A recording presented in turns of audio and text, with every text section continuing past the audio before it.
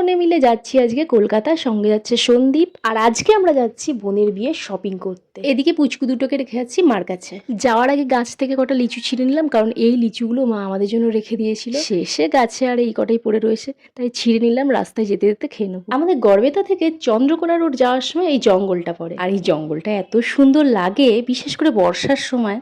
যাই হোক, আমরা এখন পৌঁছে গেছি শালবনি, আর এখানেই আমরা সকালে জলখাবারটা খেয়ে নেবো।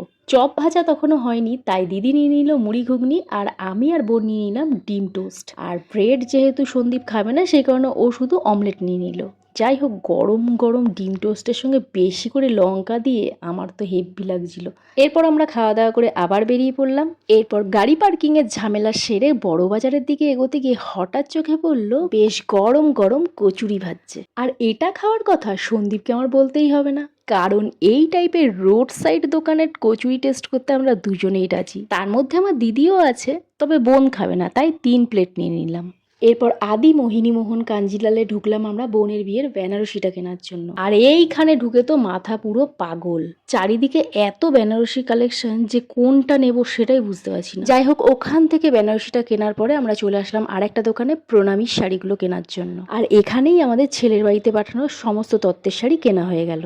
এরপর প্রায় 3:30 নাগাদ আমরা চলে আসলাম একটা ভাতের হোটেলে। শাড়ি কিনতে কিনতে এতটা বেলা হয়ে গেছে আমাদের কারোরই খেয়াল ছিল না। সবারই মোটামুটি গা গুলানো, মাথা ঘুরানো সবই শুরু হয়ে গিয়েছিল। তাড়াতাড়ি খাবার অর্ডার করা হলো। আর আজকে আমাদের খাবারে ছিল ভাত, ডাল, আলু পোস্ত আর ঝুরি আলু ভাজা, সঙ্গে স্যালাড।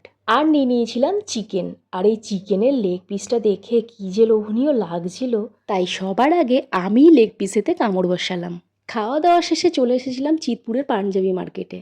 আর এই দোকানটা থেকে মোটামুটি সবার পাঞ্জাবি কিনে আমরা বেরিয়ে পড়লাম। এরপর দেখো সন্ধ্যা হয়ে গেছে, আর আমরা এখন চলে এসেছি এসপ্ল্যানেড, কারণ আমাদের গাড়িটা এখানেই পার্কিং করা ছিল।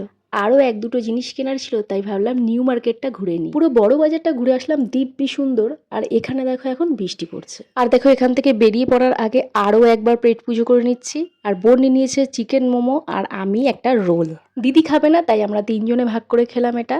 এরপর আমাদের গাড়িতে উঠতে হবে, কারণ আমাদের বাড়ি পৌঁছাতে পৌঁছাতে প্রায় 11:30 বাজবে। তো চলো, বাই, দেখা হচ্ছে আবার নেক্সট ব্লগে।